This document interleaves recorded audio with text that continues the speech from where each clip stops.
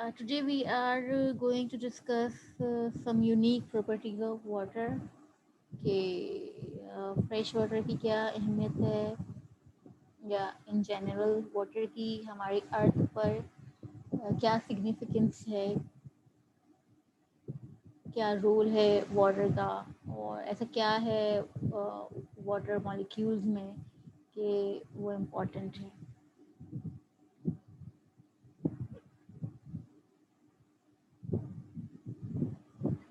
तो अगर अर्थ पर देखें तो earth is 97.5% salt water and 2.5% is fresh water. यानी अर्थ पर जितना भी पानी है उन सबको सम अप करें और उसको सब 100% तस्वुर करें तो उस 100 में से जो है fresh water is only 2.5%, while oceanic या सॉल्ट वाटर जिसे कहेंगे वो 97.5% है। ठीक है, अब ये फ्रेश वाटर को मज़ीद आप जो है वो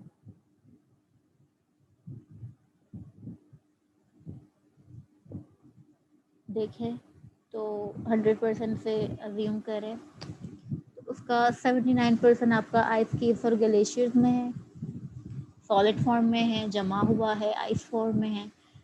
20% ग्राउंड वाटर में है एंड जस्ट ओनली 1% जो है वो आपका ये जो रिवर्स में लेक्स में आपको नज़र आ रहा है ये जस्ट 1% है।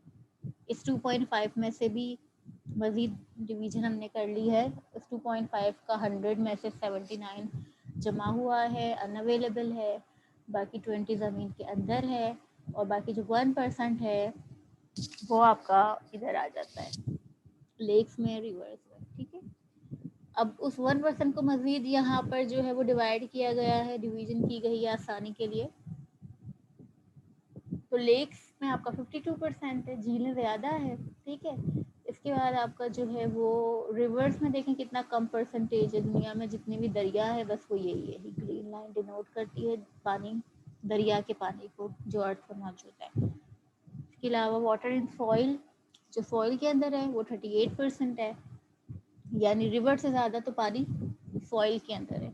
इसके अलावा वाटर वेपर जो है, बुखारात जो है, आबी बुखारात एटमॉस्फेयर में वो इतने ज़्यादा है। ठीक है, और इसके अलावा कुछ पार्ट जो है वो लिविंग ऑर्गेनिजम्स के अंदर, यानी प्लांट्स है या एनिमल्स हैं, इनमें भी तो पानी, हम में इंसानों में पानी की बहुत ज़्यादा परसेंटेज है, वो तमाम पानी भी इस 1% में आता है।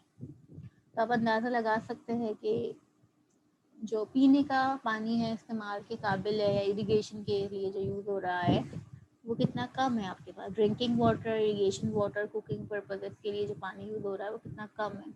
और इसी पानी को हम अपने उन कामों में इस्तेमाल कर रहे हैं जहाँ पर हम ये वाले पानी को यूज़ कर सकते हैं, लेकिन वहाँ पर भी हम ये जो कम वाला पानी है इसे इस्तेमाल कर रहे हैं। तो ये यहाँ पर थोड़ी सी मैनेजमेंट की कमी है, मैनेज करने की ज़रूरत है कि आप किस तरह इस 97.5% को कारामद बनाएं, यानी इसका कुछ परसेंटेज निकाल कर उसको फ्रेश वाटर बनाएं, उसकी डिसलाइनाइजेशन करें और फिर उसको यूज़ करें अपने other than drinking and cooking purposes में, यानी वॉशिंग वगैरह में, इन सब चीज़ों में आप इनको, कंस्ट्रक्शन में, इन तमाम चीज़ों में आप इस पानी को यूज़ करें।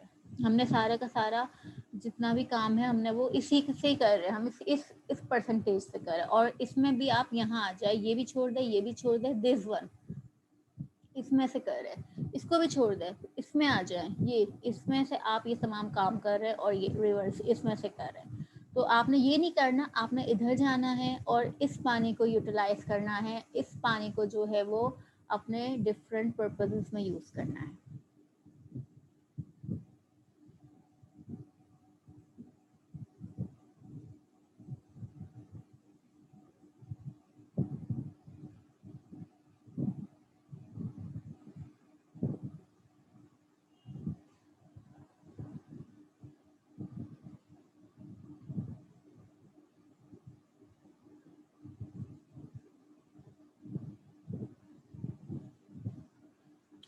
ठीक है, तो ये people use fresh water for house hold purposes, industry में भी हम ये यूज़ कर रहे हैं, ट्रांसपोर्टेशन में भी यूज़ कर रहे हैं, हम इसे एग्रीकल्चर में भी यूज़ कर रहे हैं, और रिक्रिएशनल पिकनिक पॉइंट्स और ये तमाम जो वाटर पार्क्स हैं ये सब कुछ वहाँ भी हम जो है वो इसी पानी को यूज़ कर रहे हैं। हालांकि हम यहाँ इंडस्ट्री में भी कोई 97.5 में से यूज़ कर सकते हैं, ट्रांसपोर्टेशन, एग्रीकल्चर, इन तमाम चीज़ों में हम दूसरा सॉल्ट वाटर जो है वो उसकी फॉर्म चेंज करके उसको साफ करके यूज़ कर सकते हैं, but we are still using that the small fraction of fresh water that is naturally available on earth। तो यहाँ पर सोचने की ज़रूरत है।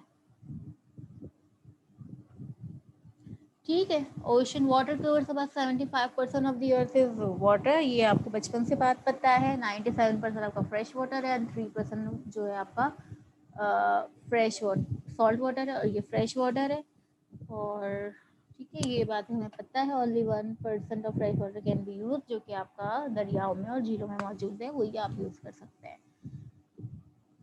4 major bodies of water, Atlantic Ocean, Pacific Ocean, Indian Ocean, Arctic Ocean, ठीक है, जिसमें ये 97% सॉल्ट वाटर आपका मौजूद है। बाकी जो 1% है वो आपका इन रिवर सिस्टम में है, पॉन्ड्स में है। ठीक है, ये आप देख रही, पढ़ लीजिएगा सब आप।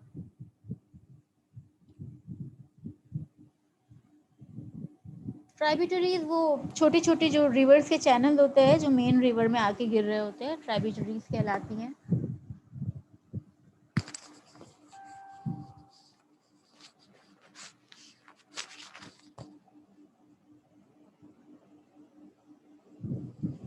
वेटलैंड में है, पॉन्ड्स में, रिवर्स में, वेटलैंड में है। Wetland are of 3 types, marshes, swamps and bogs. अच्छा, वेटलैंड जो हैं स्टूडेंट्स, वेटलैंड होती हैं जहाँ का area land area that is covered with water, ठीक है, ड्यूरिंग पार्ट और ऑल ऑफ द ईयर, जहाँ पर पानी मौजूद होता है, कभी होता है कभी नहीं होता। और कुछ वेटलैंड ऐसी होती है कि हर वक्त होता है वहाँ पानी मौजूद। 3 टाइप्स है, मार्शेस, स्वैम्प्स है, बॉग्स है। वेटलैंड के पूरा लेक्चर है, डिटेल में डिस्कस करेंगे किसी लेक्चर में। फिलहाल के लिए समझ लें कि marshes are the shallow water, घास फूस वाली जो जगह होती है पानी में डूबी हुई है तो वो मार्शेज कहलाती है। स्वाम्स होते हैं वो जगह जो पानी में तो होती है लेकिन वहाँ पर ट्रीज बहुत लंबे चौड़े से होते हैं, दरख्त, फॉरेस्ट एक इकोसिस्टम होता है, वो स्वाम्स कहलाती है। और बॉग्स में बॉग्स जो हैं वो भी एक तरह का वेटलैंड है जहाँ पर पीट पाई जाती है। पीट is organic matter rich material which look like sand, clay sand, and in which mosses are infused। तो ये पीट होती है, वो जगह बॉग कहलाती है। इसके अलावा आपका जो पानी है वो स्प्रिंग्स में होता है, एक्वाफर में होता है, well, geyser and ground water. Chemistry की बात करें हाइड्रोजन की, एक्चुअली हम वाटर की यूनिक प्रॉपर्टीज को डिस्कस करना चाह रहे हैं कि व्हाई इट इज सिग्निफिकेंट। तो असल में ये सारा मामला वाटर की केमिस्ट्री की वजह से है। वाटर का मॉलिक्यूल कुछ इस तरह का है कि इस वजह से उसकी अनयूजुअल कैरेक्टरिस्टिक्स, आप ये यूनिक कैरेक्टरिस्टिक्स देखने को मिलती है जो किसी दूसरे मॉलिक्यूल में नहीं मिलती। तो water has 2 hydrogen atoms around a central oxygen atom. आपको पता है एक ऑक्सीजन एटम है, दो तरफ हाइड्रोजन एटम लगे हुए हैं। The central oxygen atom also has 2 lone pairs of electron. Lone pair of electron जो है वो अनसेटिस्फाइड होते हैं ऑक्सीजन के, जिसकी वजह से ऑक्सीजन स्ट्रांग होता है और हाइड्रोजन को अपनी तरफ खींच रहा होता है। इसकी वजह से एक जो मॉलिक्यूल का शेप है वो एंगुलर हो जाता है, यानी सीधा नहीं होता बल्कि थोड़ा सा एंगुलर हो जाता है, क्योंकि ऑक्सीजन हाइड्रोजन को अपनी तरफ फोर्सफुली खींच रहा होता है, क्योंकि उसके पास लोन पेयर्स ऑफ इलेक्ट्रॉन होते हैं। जिस वजह से एक खींचने की वजह से हाइड्रोजन स्लाइटली जो है इन दो ऑक्सीजन पे भी और हाइड्रोजन पे भी स्लाइटली चार्जेस जो है वो अपीयर होना शुरू हो जाते हैं और वाटर का मॉलिक्यूल इस केस में बन जाता है पोलर। अच्छा, वाटर के मॉलिक्यूल जो आपस में है वो हाइड्रोजन बॉन्ड से अटैच्ड होते हैं। ठीक है, हाइड्रोजन बॉन्ड एक बहुत ही स्ट्रॉन्ग टाइप का बॉन्ड होता है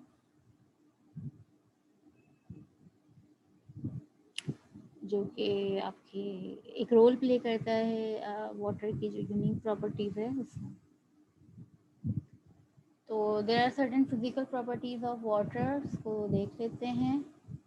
water is the only naturally occurring substance on earth that can be found in 3 physical states. ठीक है, ओनली नेचुरली सब्सटेंस है अर्थ पर जो तीनों फेजेस में पाया जाता है, सॉलिड, लिक्विड एंड गैस। इसके अलावा वाटर मॉलिक्यूल की जो है कोहेसिव प्रॉपर्टी होती है, यानी कि उसके अंदर वो स्टिक कर सकते हैं वाटर मॉलिक्यूल्स आपस में एक दूसरे के साथ। सिमिलरली इनमें एक एडिसिव प्रॉपर्टी भी होती है, जिसका मतलब ये होता है कि वो किसी भी सरफेस के साथ भी स्टिक कर सकते हैं। तो ये तो खैर आप नॉर्मल लाइफ में विटनेस करते हैं।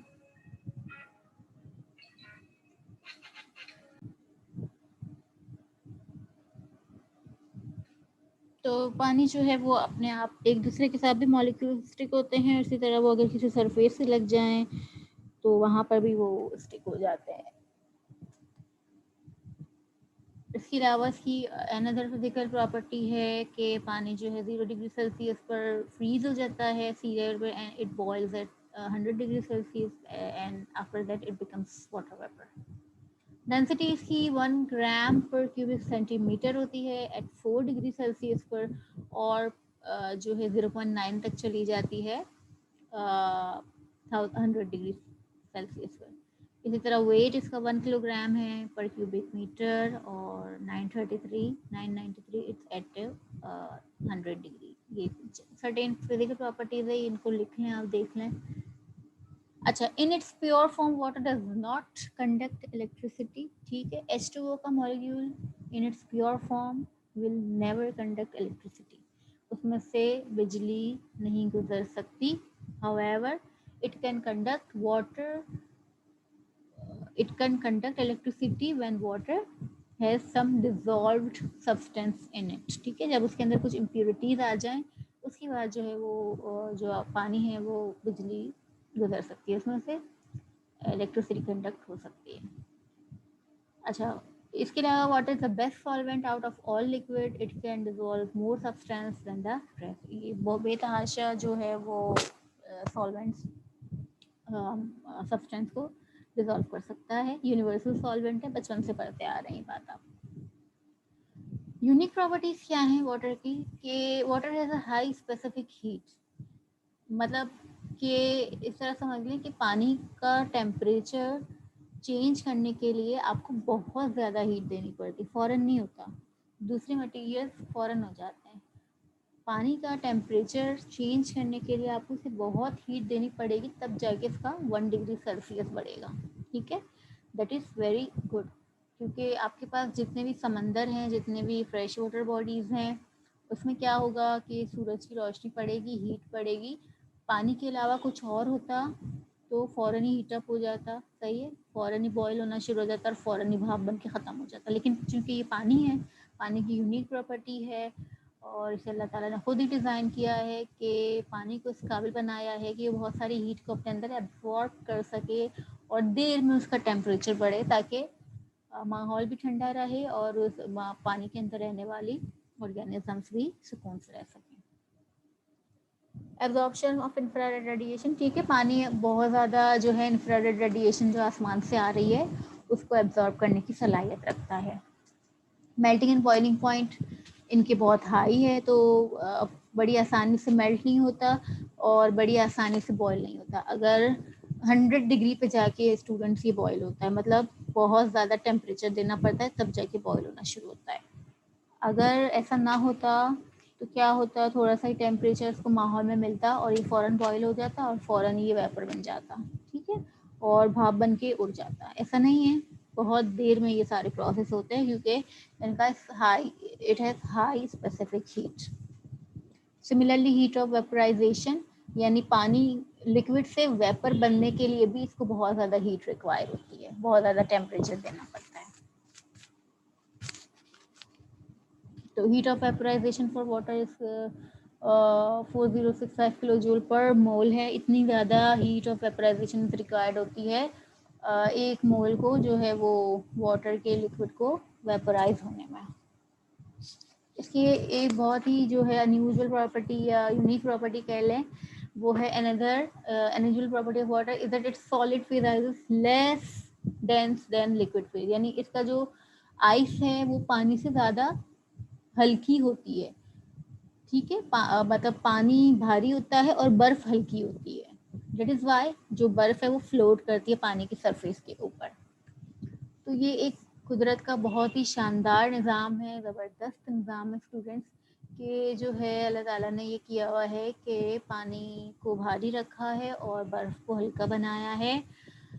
ये बहुत ही, इसकी इम्पोर्टेंस बहुत ज़्यादा है। अगर ऐसा ना हो, अगर जो है वो बर्फ़ भारी होती स्टूडेंट्स, तो जो तालाब के तालाब, झीलों के झीलें, समंदर के समंदर जम जाते, क्योंकि बर्फ़ बनती जाती, वो डूबती जाती, फिर ऊपर बनती जाती, डूबती जाती, और सारा तमाम का तमाम पानी बर्फ़ बन जाता। लेकिन क्या होता है, सिर्फ ऊपर की लेयर बर्फ़ बनती है, क्योंकि और चूंकि वो हल्की होती है तो वो पानी से ऊपर ही रहती है, और नीचे का सारा पानी पानी ही रहता है, वो नहीं जमता। तो वहाँ पर जो ज़िंदगी है वो अपने रूटीन से चल रही होती है, जो भी एनिमल्स है, लाइफ है, वो नीचे बिल्कुल नॉर्मल ज़िंदगी गुजार रही होती है। हाँ, अलबत्ता ऊपर जो है वो एक नया लेयर आ जाती है, वो लेयर एक्चुअली प्रोटेक्ट करती है बाहर के ठंडे टेम्परेचर से, बाहर के जमा देने वाली सर्दी से नीचे के पानी को महफूज रखती है। ठीक है, तो ये आप पढ़ लें, जो बात मैंने की है वो ही लिखी हुई है यहाँ पर। मिसाल के तौर पर Antarctica, the frozen continent has one of the world's largest and deepest fresh water lake. दुनिया की सबसे ज़्यादा एक बड़ी और गहरी फ्रेश वाटर लेक कहाँ है? अंटार्कटिका में है, और वो भी क्यों? डूबी हुई है। ऊपर जो है आइस शीट है और नीचे एक बहुत बड़ी झील मौजूद है जहाँ पर जिंदगी चल रही है। तो ये बात हमने कर ली कि it is the only natural substance found in all three physical states, ठीक है।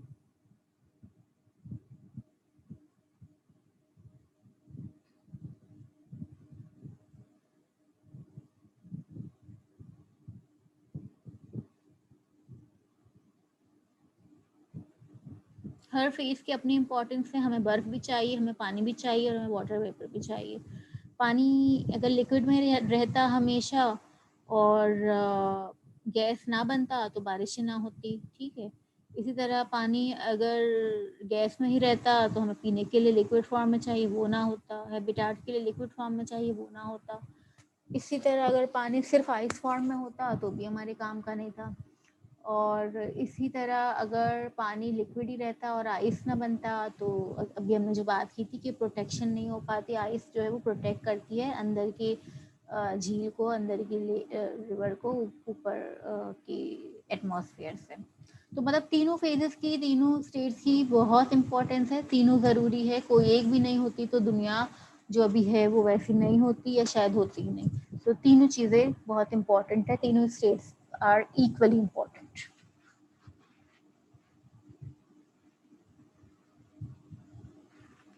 ठीक है, और we have already discussed कि water has a very high melting and boiling point compared to other similar molecules.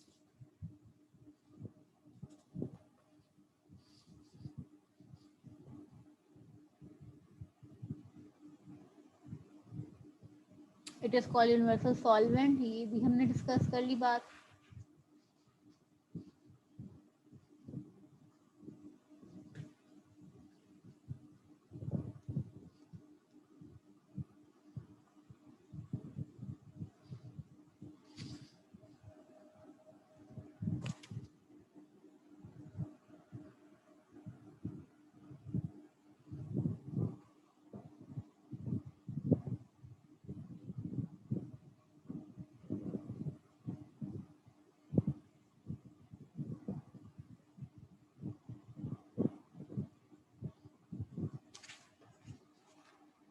High specific heat capacity होती है, हमने ये वाली बात भी डिस्कस कर ली। बहुत ज़्यादा हीट रिक्वायर्ड होती है तब जाके इसका 1 डिग्री सेल्सियस टेम्परेचर बढ़ता है, और इसकी वजह से जो है आपकी अर्थ का टेम्परेचर जो है वो बहुत ज़्यादा मेंटेन रहता है पानी की इस सलाहियत की वजह से। और पानी के अंदर ये सलाहियत होती है कि आसपास का जितना भी टेम्परेचर है उसको, हीट को एब्जॉर्ब कर ले। तभी आप जब भी किसी लेक, झील, पानी की जगह पर जाते हैं तो यू फील गुड, आपको अच्छा लगता है कि एटमॉस्फेयर की सारी हीट उसके अंदर पानी ने अपने अंदर समोली होती है और आसपास का एटमॉस्फेयर ठंडा हो जाता है।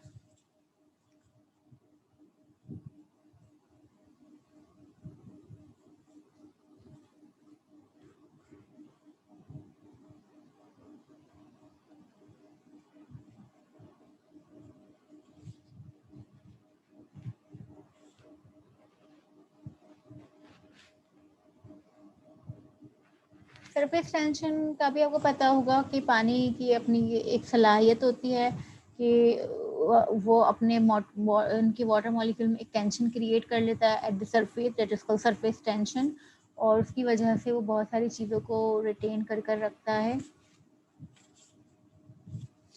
तो ये चंद एक प्रॉपर्टीज थी जो कि हमने डिस्कस कर ली पानी की।